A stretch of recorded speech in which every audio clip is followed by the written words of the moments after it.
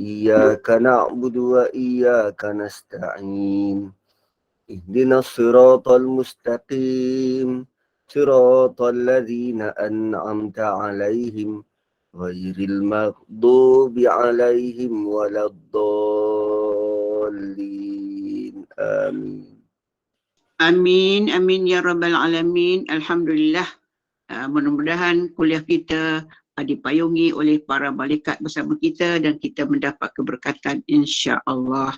Jadi seperti biasa diingatkan kepada para sahabat pencinta ilmu yang berada di Google Meet Gemah Nur Iman, mudah-mudahan patuhi adat kita berkuliah online, tutupkan mic walaupun kita dah warkan setiap kali kuliah berlangsung, tapi masih ada lagi yang buka mic kerana akan mengganggu perjalanan kuliah kita dan kita tak dapat beri tumpuan yang sepenuhnya pada kuliah yang disampaikan. InsyaAllah dengan kerjasama semua, majlis ataupun kuliah kita dapat berjalan dengan lancar dengan izin Allah Subhanahu Wa Taala.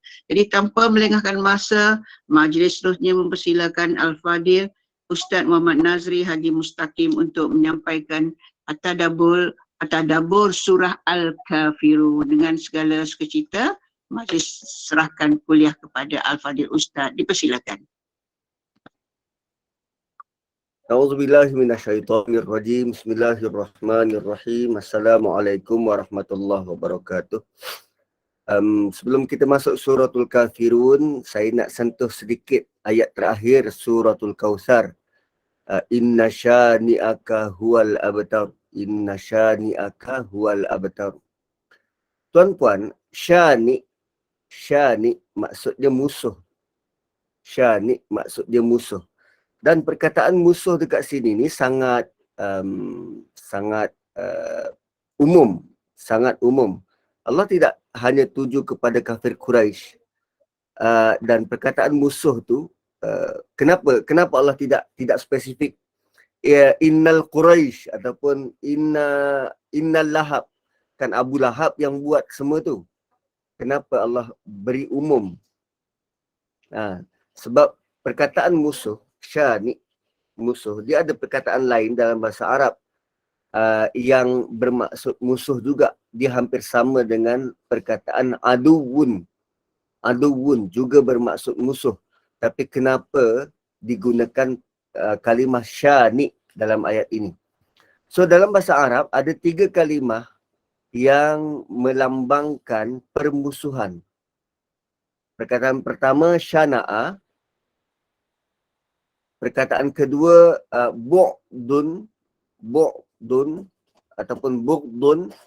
Perkataan ketiga aduwun.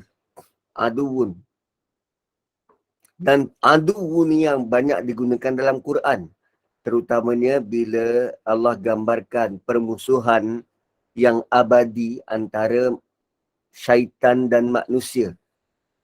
Kan? Inna syaitana lakum aduwwum mubin. Kenapa syaitan itu tidak digelar sebagai syani'? Kenapa aduwun? Ada sebab dia lah. Dan bila Allah kata tentang orang kafir yang memusuhi Nabi SAW, Allah beritahu mereka al-abtar, terputus. Dan beri isyarat kepada kejayaan Nabi ke atas mereka akhirnya. Dan terbukti benda itu sewaktu peristiwa pembukaan kota Mekah. Peristiwa pembukaan kota Mekah. Dan mari kita lihat apa maksud kalimah adu. Adu bermaksud musuh yang mahu mencederakan kita. Dan dia sentiasa cari jalan macam mana nak kalahkan kita. Suatu syaitan itu digelar sebagai aduun, tuan-puan.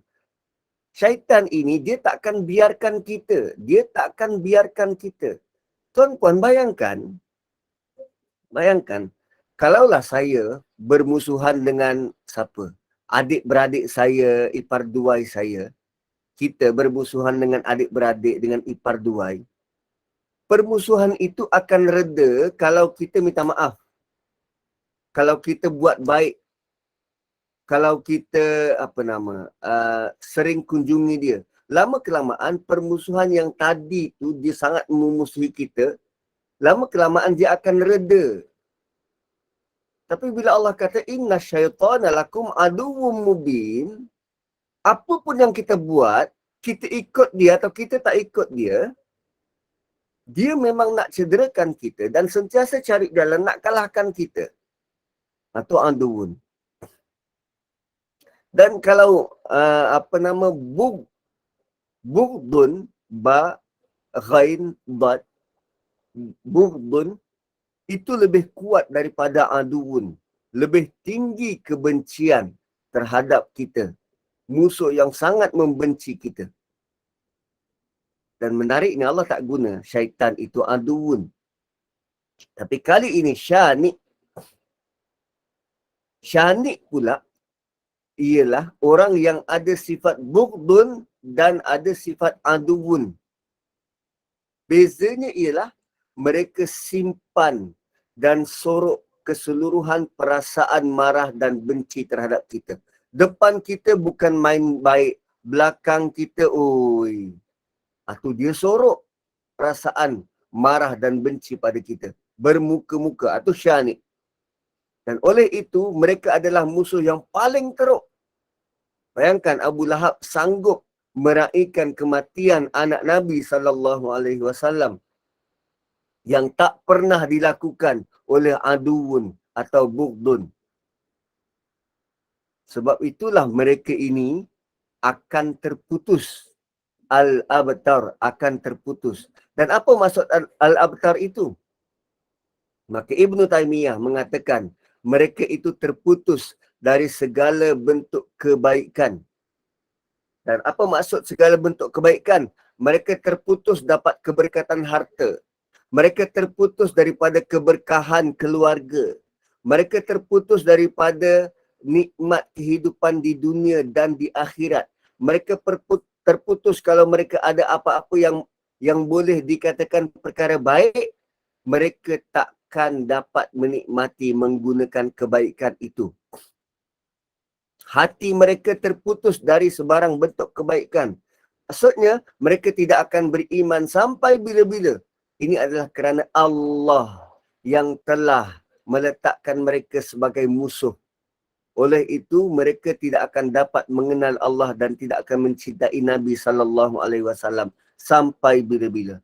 Tuan-puan bayangkan, kalaulah benda ni sangat umum.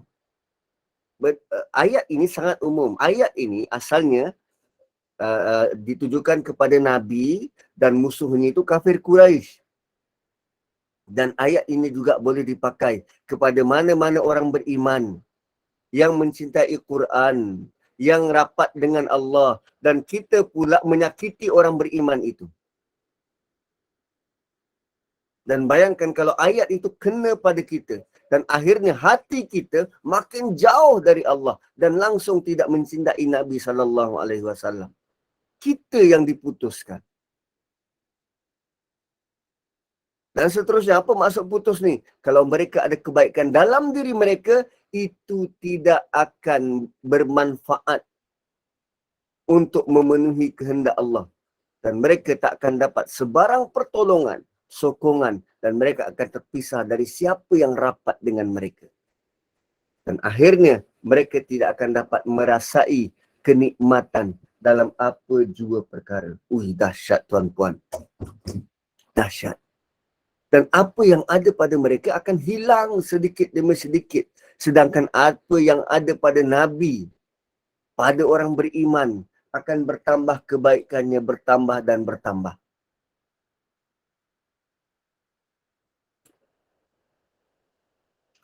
Kan, musyrikin Mekah itu sangka mereka akan dapat nikmat. Seperti mana disebut dalam surah Quraisy ayat kedua. Ila fihim rihlatash syita'i was-saif. Dan Nabi tak dapat apa-apa menurut pandangan mereka. Tetapi Allah telah pun menegaskan yang mereka tidak akan dapat apa-apa. Sebaliknya, segala kebaikan akan diberi pada Nabi. Bukankah telah pun dijelaskan surah ini, surah kebaikan itu ataupun hak untuk menjaga kota suci itu diletakkan di bawah jagaan orang beriman. Nabi SAW. Surah Al-Ma'un menunjukkan mereka hilang kelayakan. hilang kelayakan. Dan Allah telah jadikan musuh baginda itu hilang segala kuasa mereka. Dan tengok format yang Allah guna dalam ayat ini. Al-Abtar dalam bentuk isim. Dan kita tahu sifat kepada isim ini kekal sampai bila-bila. Maksudnya, mereka akan terus dalam keadaan begitu. Dan Allah tak akan beri mereka jalan keluar. Tidak akan keluar daripada terputusnya nikmat ini sampai bila-bila. Dan satu lagi, ia bukan hanya merujuk kepada mereka yang membenci dan memusuhi Nabi sewaktu hayat baginda. Tak. Tetapi dia terpakai kepada mana-mana manusia yang memusuhi Nabi sepanjang zaman. Siapa saja yang memusuhi Nabi SAW pada mana-mana zaman, tak kira kalau dia berlaku sekarang atau masa depan atau masa lalu, mereka akan terputus jua. Ini yang sepatutnya kita perlu faham dalam kalimah Al-Abtar. Tuan-puan, kita berusaha untuk membangunkan sunnah. Kemudian ada orang kritik. Yang kita khawatir, bukan dia kritik kita. Yang kita khawatir, dia kritik Nabi. Dan ayat ini memberi jaminan. Siapa saja yang memusuhi Nabi, dia akan terputus. Sebab tu, kalau ada orang menghina Nabi, respon dari kita bukannya respon marah. Respon dari kita patut kesian. Kau patut faham benda ni. Mereka sepatutnya diberi kefahaman tentang benda ni. Yang mereka kutuk tu adalah kekasih Tuhan. Sebab bila Allah menganggap dia sebagai musuh, selamanya dia tak akan selamat. Sebab berbeza kalau Allah guna perkataan apa? Yubatar ataupun ya betur dalam bentuk fi'il mudhari, present tense. Ia bermaksud mereka akan diputuskan atau sedang diputuskan. Dan fi'il ni dia ada tempoh masa. Dia akan berakhir. Tapi bila Allah guna al-abtar, juga bermaksud mereka sudah pun diputuskan. Saat mereka memusuhi Nabi, mereka sudah tiada harapan. Dan bila mereka benci baginda sahaja, mereka telah pun terputus dari segala bentuk kebaikan. Start daripada waktu itu. Cuma lagi, mereka tidak perasan dan tak nampak. Bayangkan kalau orang yang dah ada bara stage 1, tapi tak tahu. Dan meningkat stage 2, meningkat stage 3 dan dia tak tahu. Dia hanya tahu bila dia pergi cek dengan doktor dan doktor kata awak dah tak ada harapan, awak dah stage 4. Kerana ada satu kisah Ibn Taymiyah menceritakan tentang tentera Islam berperang dengan Kristian. Dan orang Kristian ni mengepung orang Islam ni dalam kubu. Orang dalam kubu ni terkepung tentera Islam, tentera Kristian kepung dan dalam masa yang sama dia tak dapat masuk. So setelah mengepung sekian lama dan tak berlaku apa-apa dan mereka pun tak dapat nak masuk menyerang. So orang-orang Kristian, tentera Kristian ni dah mula buat keputusan untuk tinggalkan pertempuran tu. So dah lama sangat dan tak ada harapan nak masuk.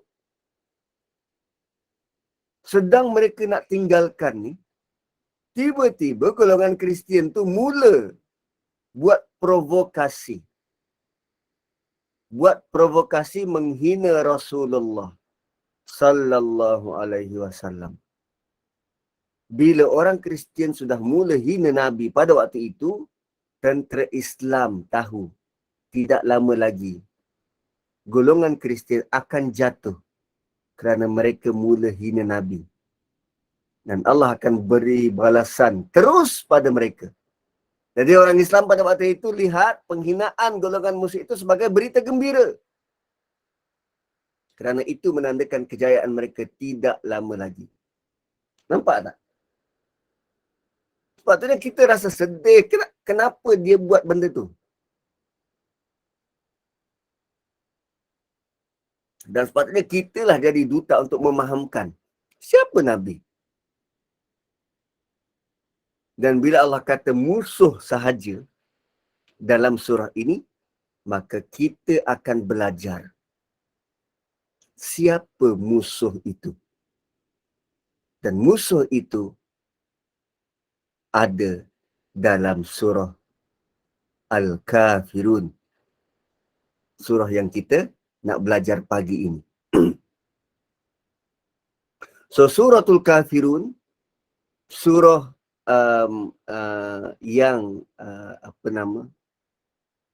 surah deklarasi. Sebuah surah yang Nabi declare. Nabi declare untuk berperang. Declare untuk berperang. Declare berperang macam mana? Surah ini sebenarnya sangat sukar nak ditafsirkan. Walaupun mungkin kita tengok apa susahnya Ustaz, dah lah ayatnya pendek, lepas tu ada yang berulang-ulang.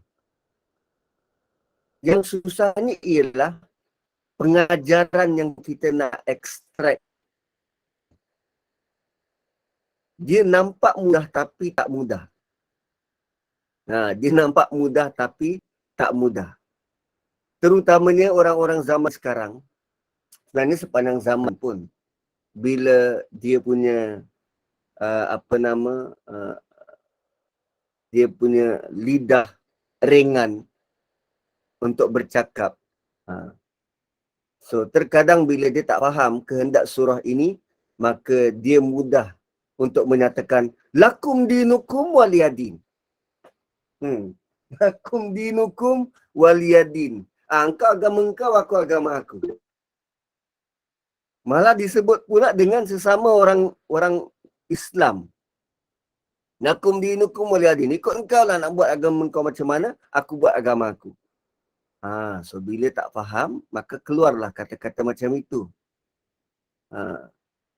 Dan tuan-puan, Nabi bukannya individu yang impulsif. Apa maksud impulsif? Dia beri reaksi spontan. Tak, Nabi bukan orang yang beri reaksi yang spontan. Contoh, bila berlaku sesuatu, Nabi terus beri komen. Tak. Terutamanya berkaitan dengan gelaran. Nabi tidak mudah untuk memberi gelaran kepada si fulan dan si fulan. Dan Nabi bukannya manusia yang suka memanggil manusia dengan gelaran-gelaran tertentu. Mengkelompokkan mereka-mereka ni, tak. Lebih-lebih lagi, bila memanggil manusia sebagai hai kafir. Hai kafir. Nabi bukan orang macam tu. Nabi sangat menyayangi manusia. Beliau sedar bahawa baginda adalah Rasul terakhir. Yang sepatutnya menjadi penyelamat kepada seramai mungkin manusia.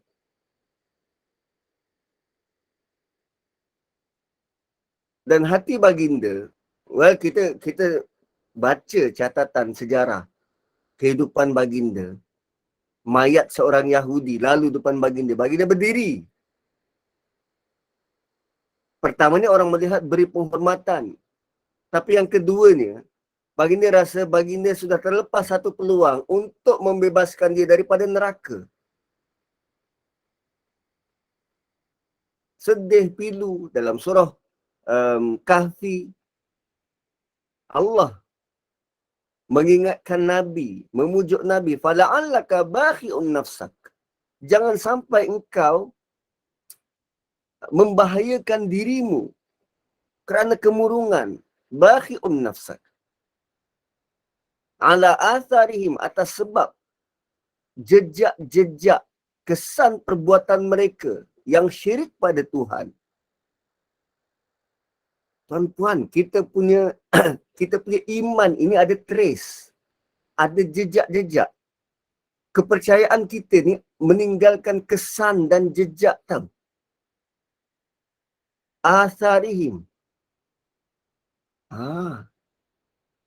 So Nabi takkan mudah panggil orang, "Hei orang kafir."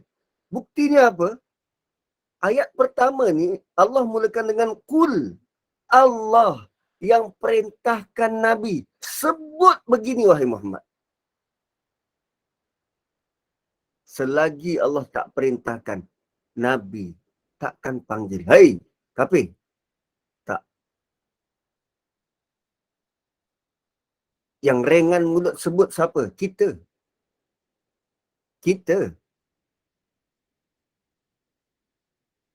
Panggilan Wahabi tu ringan.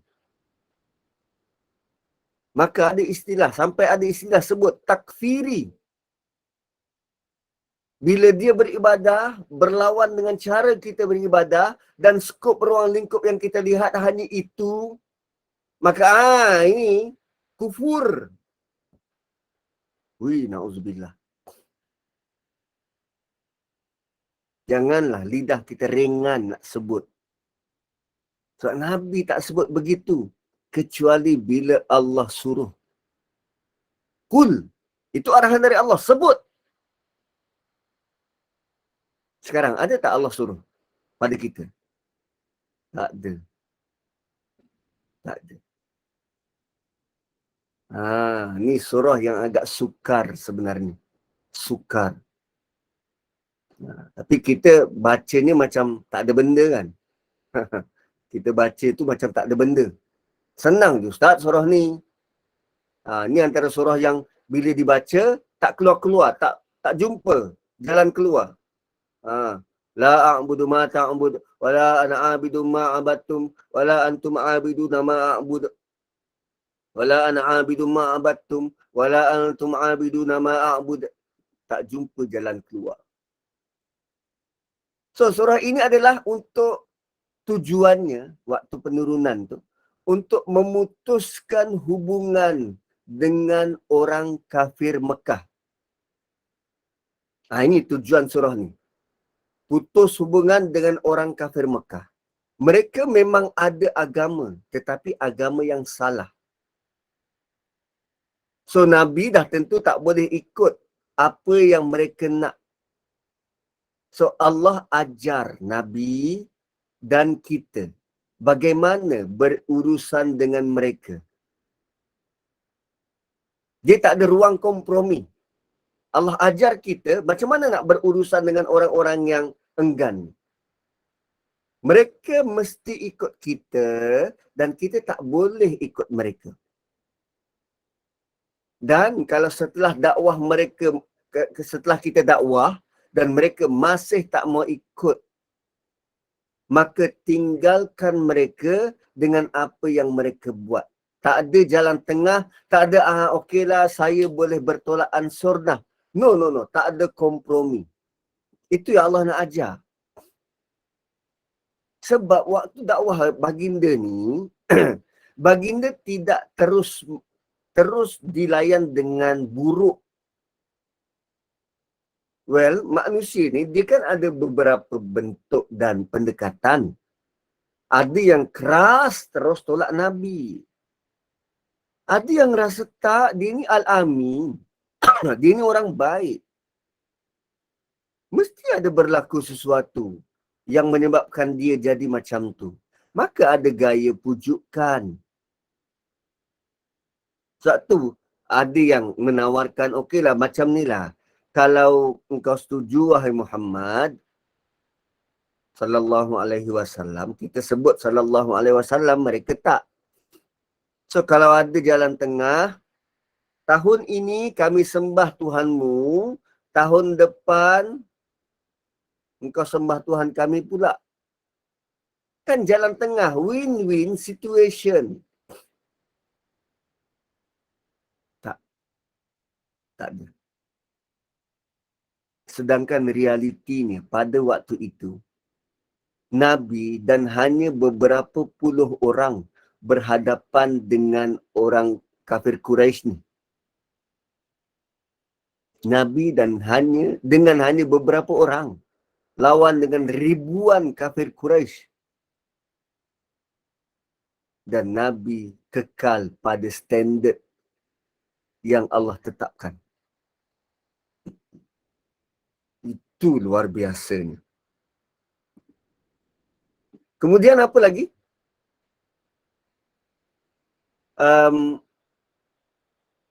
Kita tahu hubung kait surah ini dengan surah sebelum, Suratul Kautsar.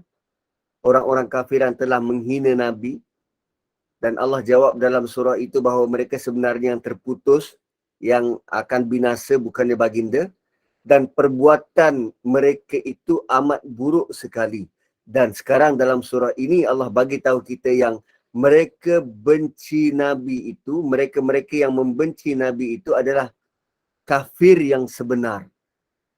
Dan mereka berkata yang Nabi SAW sebagai abtar, tetapi Allah balas, merekalah orang-orang yang kafir.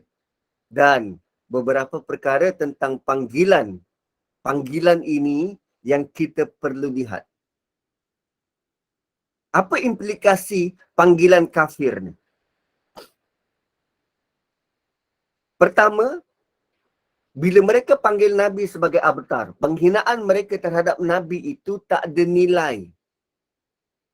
Tak ada nilai, tak ada weightage. Kerana itu adalah kata-kata mereka.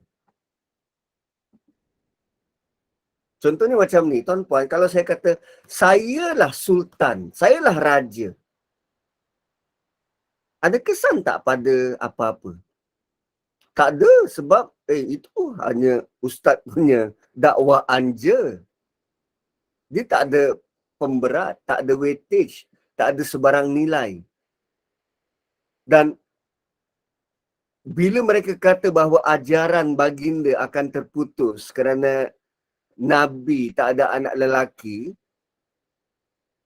dan perkataan itu tidak bawa apa-apa impak, tidak pun terbukti, malah agama Islam seperti yang kita tahu terus berkembang. Kan? Bila mereka tuduh Nabi, itu hanya sangkaan mereka.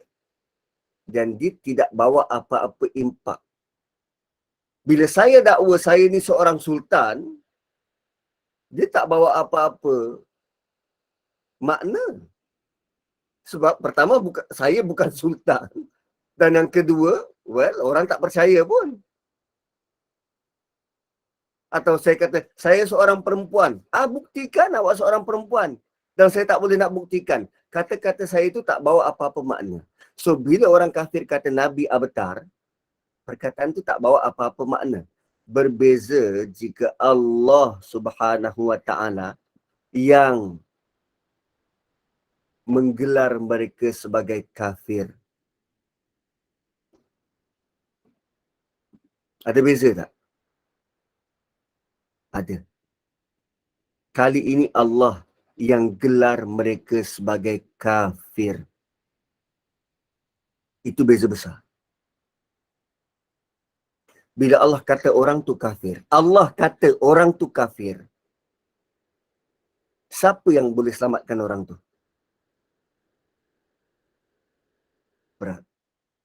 Sebab tu, perkataan gelaran kafir ni, dia tidak datang dari kita. Kalau kita kata, hey, engkau kafir, perkataan kita ni tak ada nilai. Tak ada nilai berat. Tapi bila Allah arah Nabi, panggil mereka sebagai kafir, itu berat. Itu berat. Well, kita ni hamba. Hamba kepada Tuhan. Bayangkan seorang hamba suka-suka cakap orang lain, makhluk lain, kita tuduh hamba lain sebagai kafir. Dan di hari akhirat, Allah tanya kita, engkau cakap dia tu kafir, apa bukti engkau? Hui. Biru muka kita nak jawab, tuan-tuan. Biru. Dan kalau Allah kata, panggilanmu itu tak kena pada orang tu, kembali pada engkau. Kau nak cakap apa?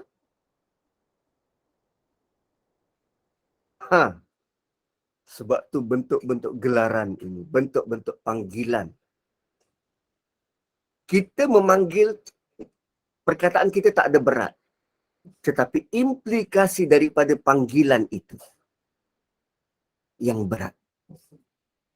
Yang berat. So yang kedua, tadi yang pertama, penghinaan mereka, kata-kata mereka tak ada nilai. Dan sekarang panggilan tu datang dari Allah. Itu beza dia. Yang kedua, semasa mereka hina Nabi, ia bukanlah kerana akhlak buruk Nabi. Sebab mereka tak ada point. Mereka tak ada hujah untuk kutuk akhlak baginda. Kerana akhlak baginda kita tahu top notch, terbaik. Tapi sebaliknya, bila Allah kata mereka itu kafir, itu kerana sifat buruk mereka. So dia tuduh Nabi, dia buat tuduhan palsu. Sekarang Allah gelar mereka dengan tuduhan sebenar. Kafir tu memang sifat mereka. Bila dia kata Nabi avatar, Nabi terputus, itu tuduhan palsu. Tapi bila Allah kata mereka kafir, kejap. Tuan-tuan, realiti yang berlaku sekarang ialah, perbincangan sekarang ialah, mereka, orang kafir, buat tuduhan pada Nabi. Manusia serang seorang Nabi. Sebagai timbal balas, Allah yang serang balik dia. Bukan Nabi yang lancarkan serang balas, tak. Allah yang serang balik. So tuan-puan, kalaulah ada orang yang tak suka kita, dia buat macam-macam pada kita, Allah suruh tak kita balas balik? Dalam kes Nabi tadi, Allah suruh Nabi balas balik ke? Tak. Allah yang akan balas balik.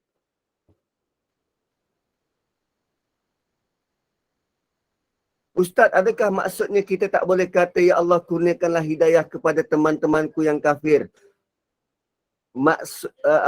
Boleh. Kita kena buat macam tu. So, penerangan kita daripada tadi, nak bawa perhatian kita supaya kita tidak katakan, memang kau kafir, selayaknya kau terima macam tu. Tak. Kita sepatutnya rasa lebih simpati. Kita sepatutnya rasa lebih simpati pada mereka. Bila mereka buat semacam itu, kesan dan impaknya tak ada siapa boleh tolong. Sebab tu kita doa, ya Allah, agar mereka dikurniakan hidayah. Agar mereka dapat hidayah Islam ni. Maka dosa-dosanya diampunkan. Itu yang kita nak. Doakanlah mereka agar mereka dapat hidayah.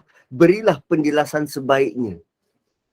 Satu, bila ada orang kutuk Nabi, kita kena usahakan untuk beri dia pemahaman. Sebab dia tak faham.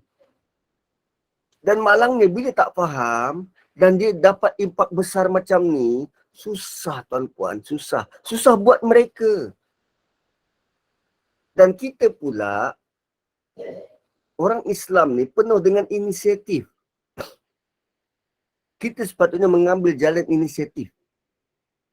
Ada inisiatif untuk menyedarkan mereka, bagi penerangan, tunjukkan akhlak lebih baik. Supaya dia sedar bahawa apa yang dia buat itu salah. Tak betul dan perlu dibetulkan. Dan banyak dah anak-anak muda macam ni.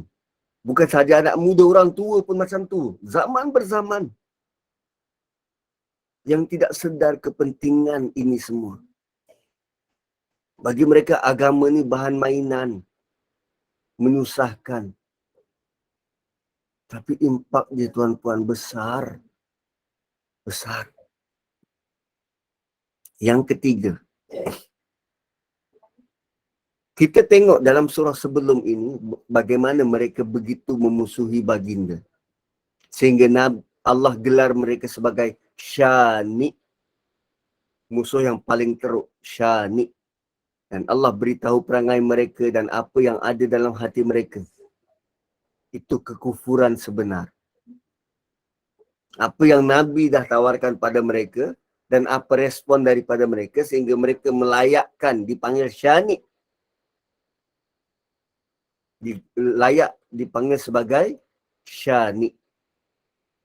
Setelah mereka didakwah bertahun-tahun dengan cara yang paling baik dan mereka masih tidak mahu beriman, malah sebagai balasan mereka hina dan sakitkan Nabi.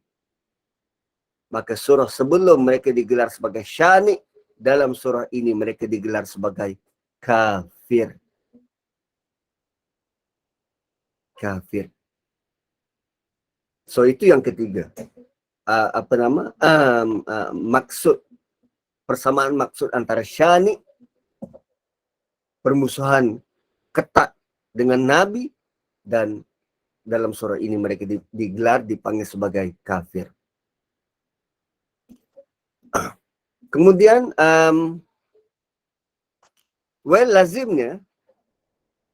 lazimnya bagi orang-orang berkuasa ni, mereka jarang nak buat berkompromi dengan golongan lemah. Kan? Kerajaan dia ada kuasa. Dia nak dengar ke permintaan golongan minoriti?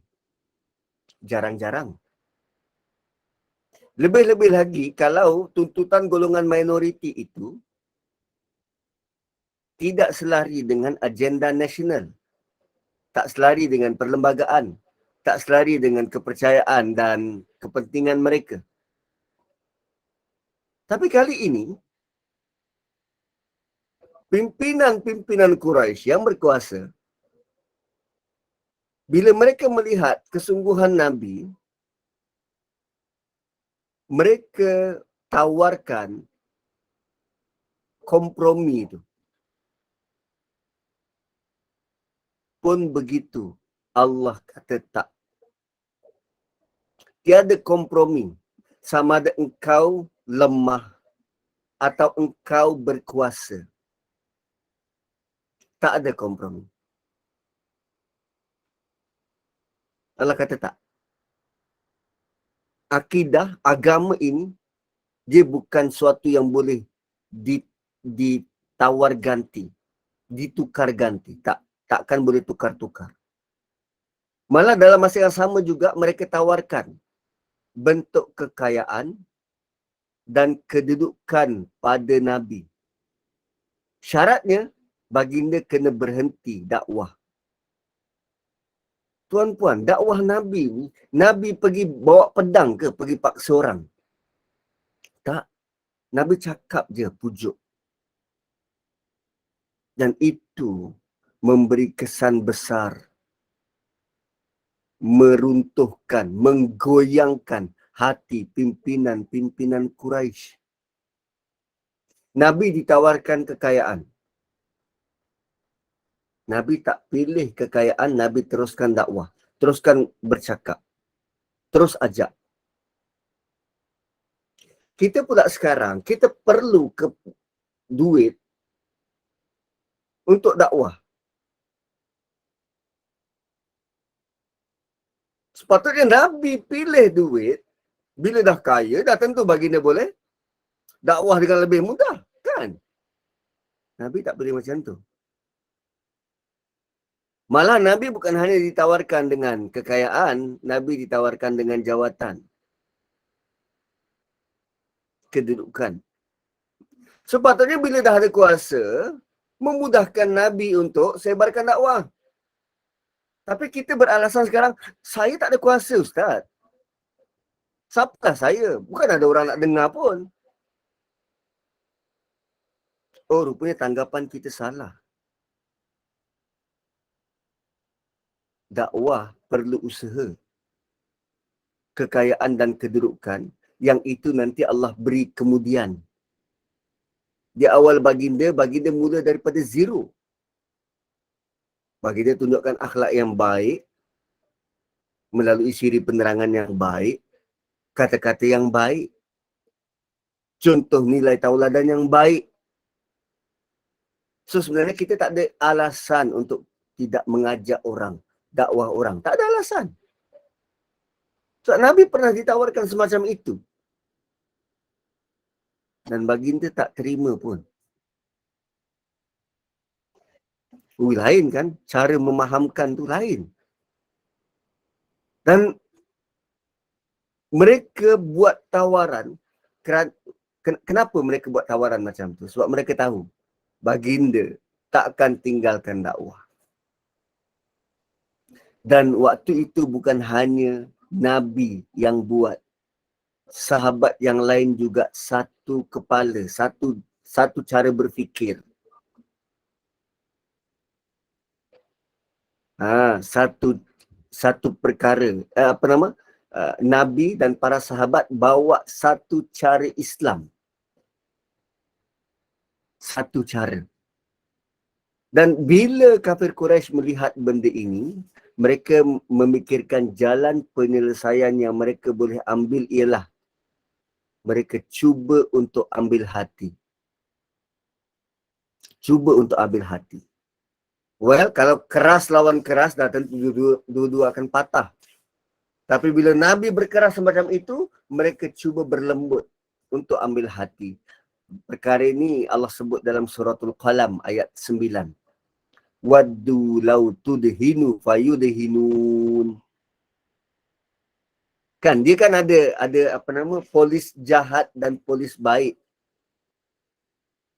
Polis jahat ni dia datang dengan garang. Polis baik dia datang dengan pujuk rayu. Nah, penguasa memang guna macam tu. Kalau tuan-puan belajar tentang kepolisan, dia ada teknik-teknik. Tak semestinya polis ni kena datang, penguasa ni kena datang dengan tegas, garang semacam itu. Ada juga bentuk pujuk rayu. Ada juga dalam bentuk intipan, risikan. Dia tidak tidak dengan interrogation, dengan soal siasat, tak. Dia bawa borak-borak, dia bawa makan-makan. So yang ini dia guna pujuk rayu. Kan? Mereka menginginkan supaya kamu bersikap lunak, lalu mereka bersikap lunak padamu.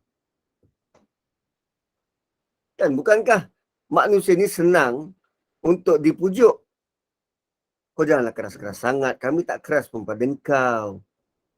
Kami tak ada pun buat sentuhan fizikal. Tak. Kalau kau okey, relax, kami pun okey. Kan? Bila kita dalam pentas dakwah kita, kadang kita keluarkan perkataan keras. Lalu orang kata, Ustaz, relax sudahlah, chill-chill. Kan, bukan semua orang perlu masuk neraka. Tapi yang kita tegur tentang riba, yang perlu diperangi, tentang cara salah berniaga emas. Sampai khutbah Jawi semalam, ada orang rasa Jawi ambil duit daripada Habib jual. Sedangkan khutbah sebelum diwartakan, sebelum disiarkan, khutbah tu melalui proses tapisan pejabat mufti wilayah. Lalu dia rasa ayat tu macam tak kena. Lalu sebelum dirujuk pada Jawi, disebarkan. Maka ramailah orang tahu. So orang bukan sekadar nak ambil tahu. Tapi mereka-mereka yang rasa tak kena dengan Jawi, mulalah melemparkan tohmahan. Jawi sudah menyiarkan iklan-iklan di mimbar khutbah, didatangkan hadis tentang keharaman. Maka ramailah bersetuju, betul lah Jawi buat benda yang haram. Relax sudahlah. Pergi jumpa dengan Jawi. Tanya minta penjelasan. Kenapa buat benda ni? Itulah yang sepatutnya. Tapi kita rasa tak. Kita rasa apa yang kita buat tu, kena sedarkan orang lain yang dia tu buat salah. Dan sedarkan tu terang-terangan. Janganlah begitu. Ya, perkataan kita tak ada nilai. Tapi yang tak ada nilai itulah malaikat catat. Dan di akhirat nanti Allah nak tengok apa jawapan kita. Apa alasan kita. Allah yang akan letak nilai itu nanti. Begitu.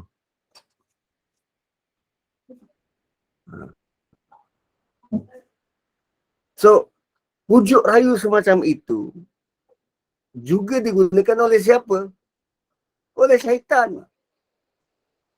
Dia akan cuba ubah kita slowly, sedikit demi sedikit. Supaya Islam yang kita buat ni tidak penuh. Sedangkan Allah kata, udkhulu fis-silmi kafah. Kau masuk Islam ni semua. Bukan sebahagian-sebahagian. Bukan sekerat-sekerat.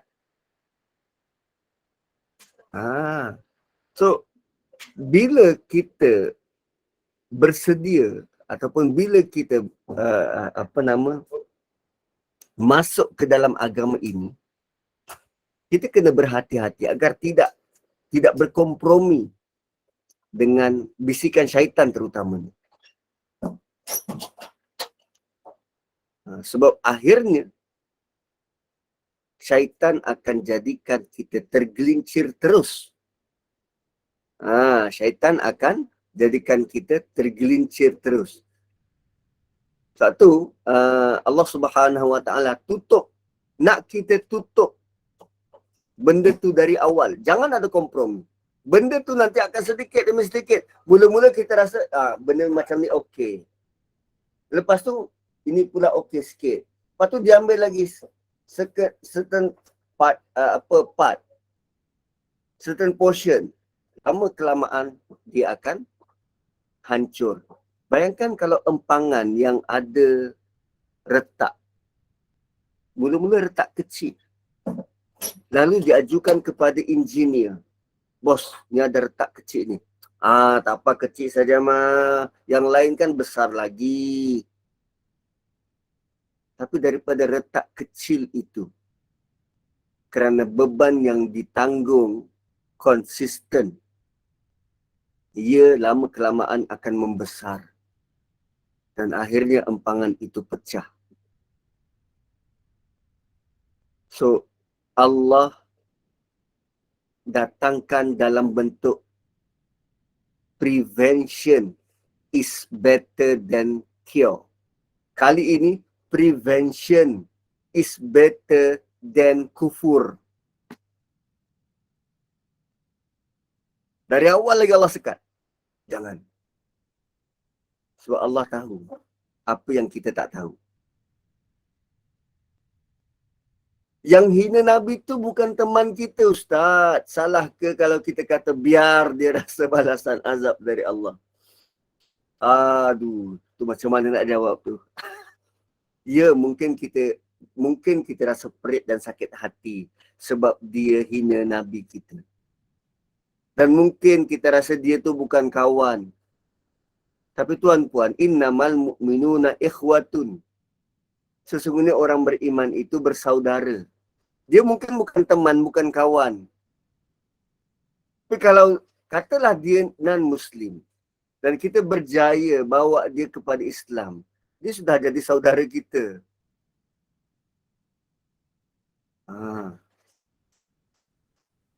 Tuan-puan, kan? Biar dia rasa, aduh janganlah macam tu. Apa nama, ia mungkin perit hati kita, tapi pujuklah hati. Agar kita sama-sama ramai-ramai nak masuk syurga, kan? Sama-sama ramai-ramai nak masuk syurga. Okey. Kemudian apa lagi tentang ayat pertama ini? Kita dah masuk ayat pertama? Belum masuk ayat pertama lagi. So,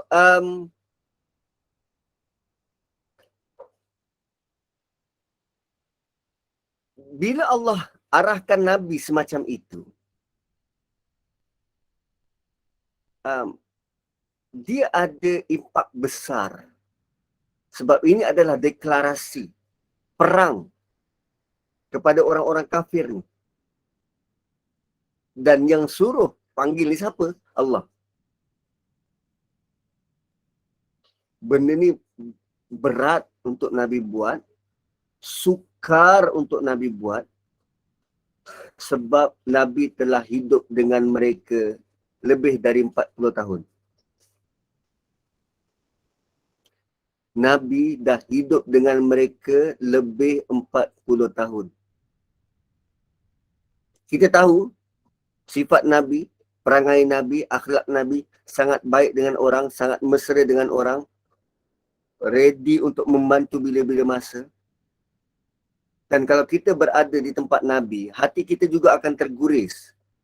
Kerana sampai satu tahap, lambat laun, Nabi terpaksa putuskan juga hubungan. Nabi terpaksa juga putuskan hubungan. Bila masanya? Ini. Bila Allah arahkan, panggil mereka kafir. Berat. Berat untuk Nabi. Walaupun pada dasarnya betul apa yang Nabi sebut ni.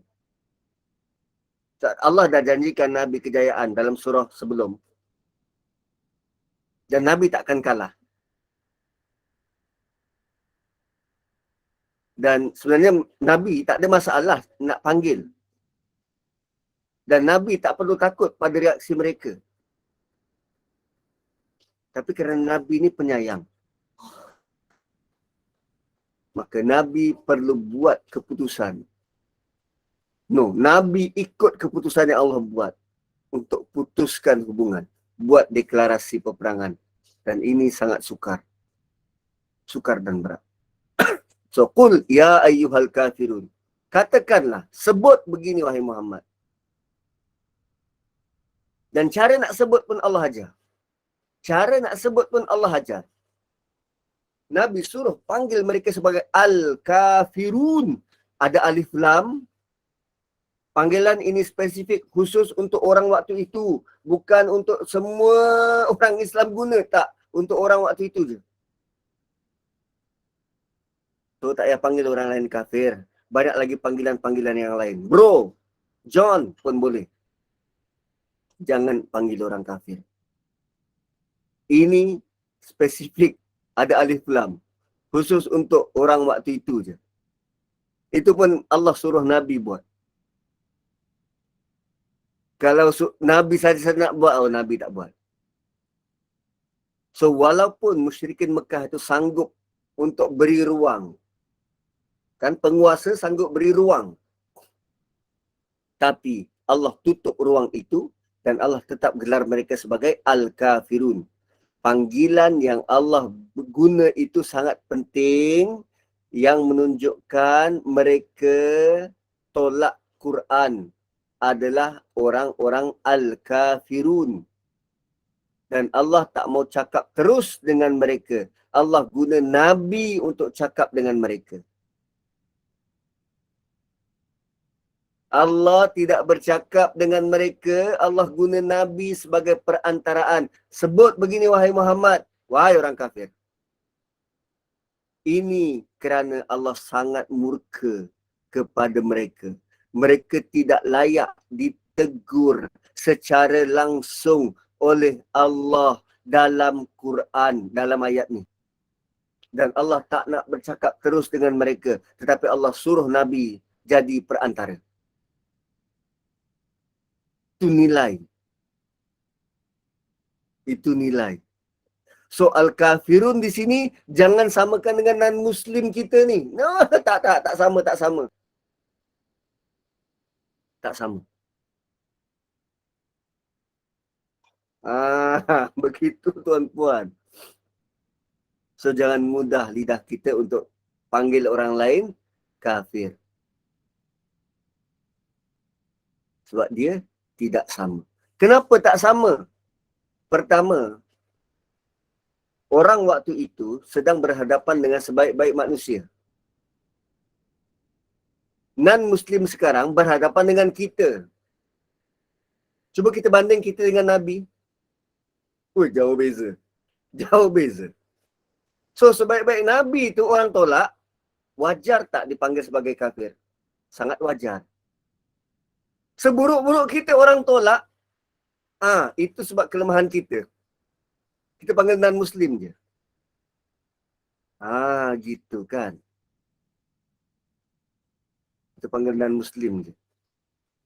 Ataupun not yet Muslim. Dia belum kenal, belum faham. Itu yang kadang, yelah, benda ni orang rumah saya selalu ingatkan. Yelah, sebagai bapa kan kita kadang marah pada anak.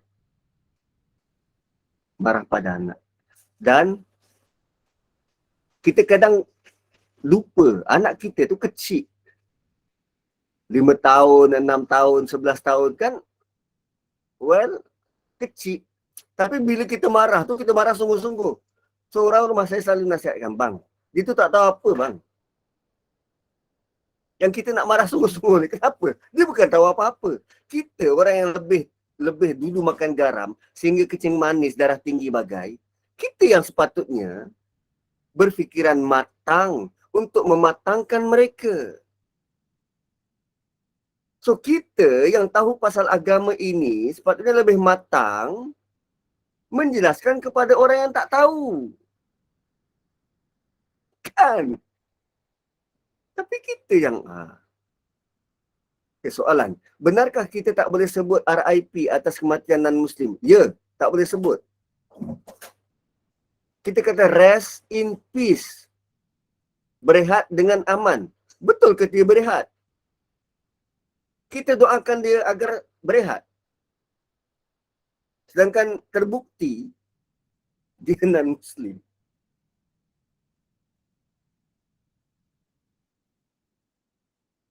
Sebab apa yang kita sebut tu menyalahi apa yang Allah titahkan dalam Quran. Habis tu nak sebut apa? Tak payah sebut apa-apalah. I'm sorry for you. Saya turut bersedih. Cukup sudahlah. Macam mana kita tak, dia betul peace ke? Kita tahu ke dia peace? Dia betul-betul rest? Kita tak tahu. Orang Islam pun belum tentu peace dalam kubur. Tapi sekurang-kurangnya, kita tahu dia kenal Tuhan. Bagi orang Islam. Bapak budak. Mungkin juga kot bapak budak selalu buat macam tu. Tapi tak tahulah, mungkin mak budak juga macam tu. Tapi apa pun tuan-puan, ayat pertama daripada surah ini, pengajaran besarnya ialah betapa Allah menunjukkan rasa tak sukanya, rasa murkanya, sehingga Allah suruh Nabi yang sampaikan. Berbeza dengan kalau Allah suka. Okey, saya tunjukkan contoh. Ini dah pukul 9 dah ni. Saya tunjukkan contoh. Kalau Allah suka, Allah akan cakap direct. Allah akan cakap direct. Pada siapa? Pada kita. Sekejap ya.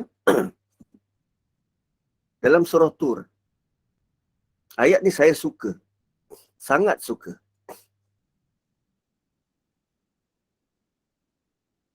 Allah kata, innal muttaqin, sesungguhnya orang-orang bertakwa, fi jannatin wa na'im, ditempatkan dalam taman syurga yang penuh dengan nikmat kesenangan.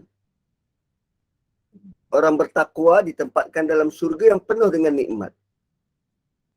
Fakihina bima atahum rabbuhum. Mereka bersenang lenang dengan apa yang dikurniakan oleh Tuhan mereka. Wa waqahum, dan Tuhan mereka pelihara. Wa waqahum rabbuhum, dan Tuhan mereka memelihara mereka azabal jahim, daripada azab neraka. Kulu washrabu, makanlah kamu dan minumlah kamu. Tadi Allah sebut pasal mereka. Sekarang Allah beri arahan. Allah beri arahan. Makanlah. Makanlah. Dan minumlah. Tuan-puan, kalau saya bercakap, saya beri arahan, arahan tu tuju pada siapa? Tuju pada anda. Tuju pada tuan-puan yang sedang mendengar. Sekarang ni, ayat Quran ni adalah kata-kata Allah beri arahan. Beri arahan pada siapa ni? Pada kita yang sedang baca. Allah sedang arahkan kita yang sedang baca. Seolah-olah ayat ini nak bagi tahu, engkau yang sedang baca, engkau akan masuk syurga. Engkau makanlah nanti, makan. Makan dan minumlah, makan. Hani'an bima kuntum ta'malun. Kau makanlah, makan minuman yang lazat ni. Kerana apa yang kau dah buat? Kita sedang baca Quran ni, kita duk ingat ayat ni tuju pada mereka-mereka yang dah masuk syurga. Rupanya Allah sedang tuju pada kita. So, bila Allah sayang, Allah akan cakap terus tanpa melalui Nabi, tanpa melalui malaikat. Allah terus cakap dengan kita. Dan ayat ni sepatutnya terus sampai ke hati kita. Dan Allah sedang cakap dengan kita. Allah sedang cakap dengan kita, tuan-tuan.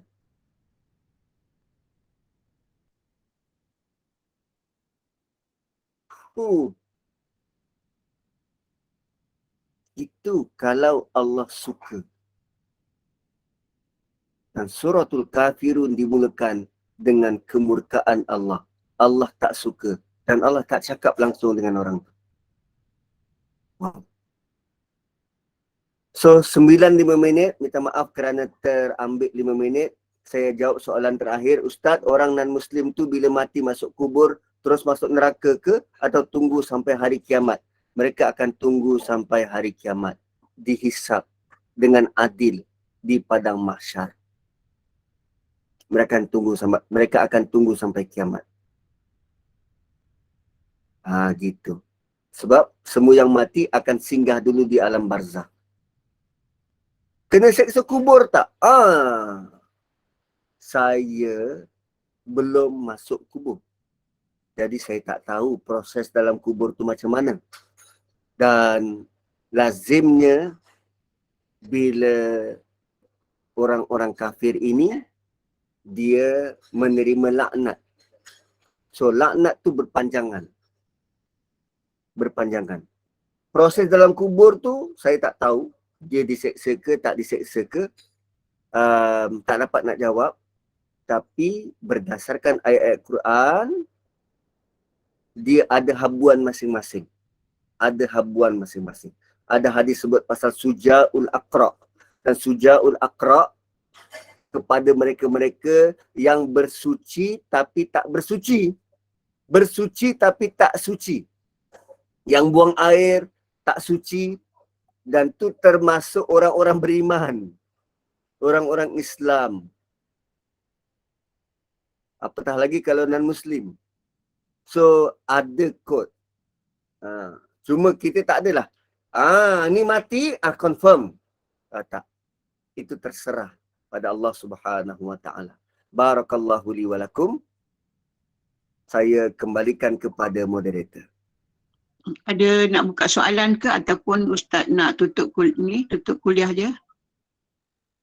Boleh je. 1-2 soalan. Okey, mungkin 1-2 soalan. Kau ada yang tak tulis di chat. Mungkin ada yang perlu diaju pada Ustaz untuk mendapat penjelasan. Silakan.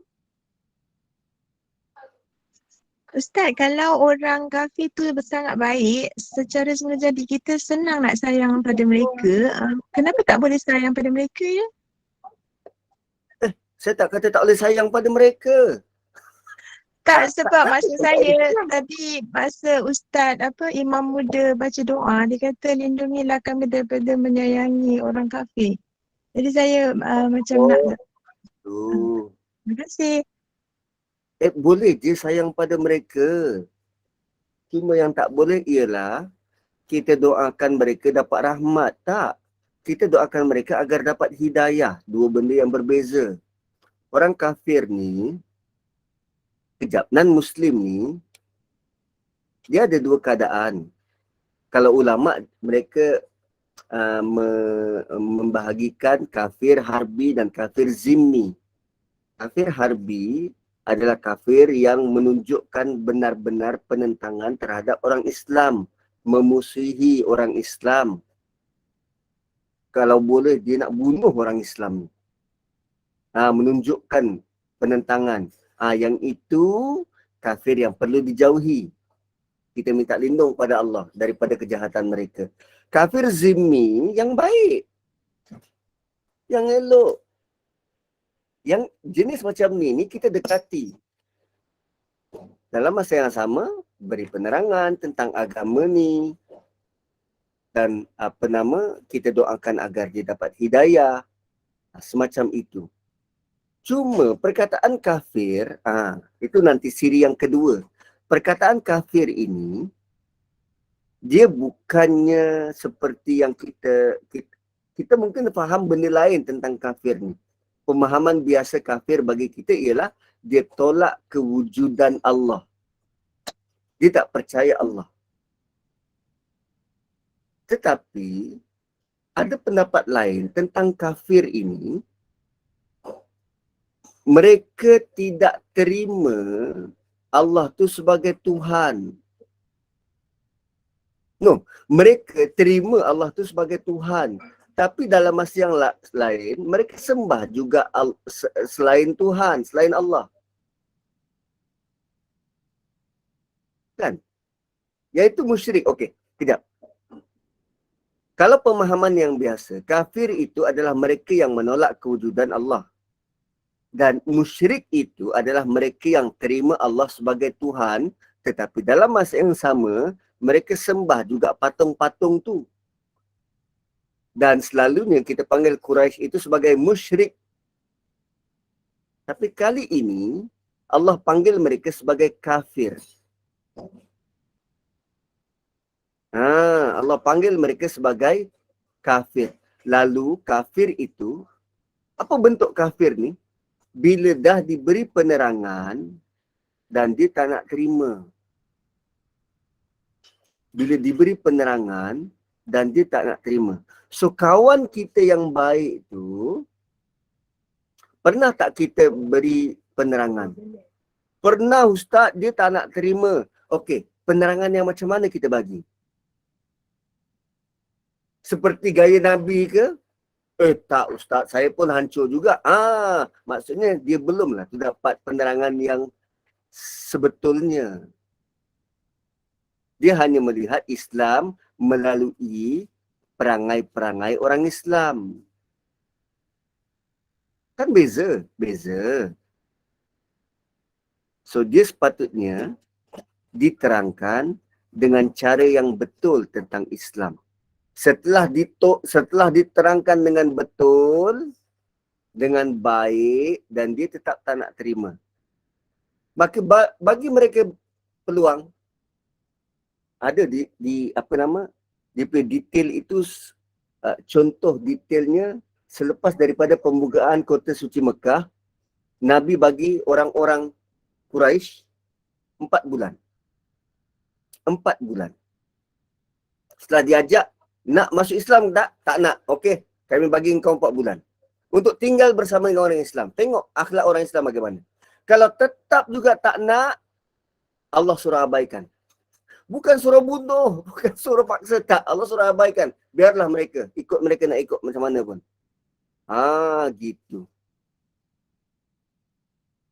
So ada baiknya juga kita lihat balik, kita punya doa-doa mungkin perlu dibetulkan mungkin atau diperbaiki agar kita lebih lebih clear melihat penggunaan perkataan kafir, musyrik dan sebagainya. Wallahu a'lam. Mungkin satu soalan daripada Puan Maimunah, angkat tangan nampak tu. Ada kesoalan ke? Ataupun terangkat? Okey, kalau tak ada kita tutup kuliah lah. Dah sampai 9:15 minit. Jadi Alhamdulillah. Amin ya Rabbal Alamin. Syukran jazilan Al-Fadil Ustaz Muhammad Nazri Haji Mustaqim yang telah mentadabbur surah Al-Kafirun, iaitu orang-orang yang kafir. Jadi kisah kaum musyrikin, orang kafir kerana mereka tidak mahu menerima suruhan petunjuk kebenaran yang dibawa oleh Nabi Muhammad sallallahu alaihi wasallam kepada mereka, dan juga kita lihat larangan menyembah yang selain Allah. Mudah-mudahan kita dapat menjaga akidah kita supaya tidak syirik kepada Allah Subhanahu Wa Taala. Dan teruskan bersama dengan Al-Fadil Ustaz untuk kuliah-kuliah tadabbur seterusnya, dan juga syukran jazilan kepada tim pengurusan Kemenut Iman dan juga pada sahabat pencinta ilmu yang berada di kuliah duha pagi ini. Moga kita jangan dipesongkan hati kita sesudah Allah beri petunjuk pada kita. Moga dikurniakan limpah rahmat dari sisi Allah Subhanahu Wa Taala. Indahkan hati kita dengan iman, hias hati kita dengan sifat bersyukur, redha atas segala ketentuannya, dan sabar menghadapi segala ujian Allah Subhanahu Wa Taala. Moga-moga kita dalam redha Allah sepanjang usia kita, insya-Allah. Dan kuliah seterusnya pada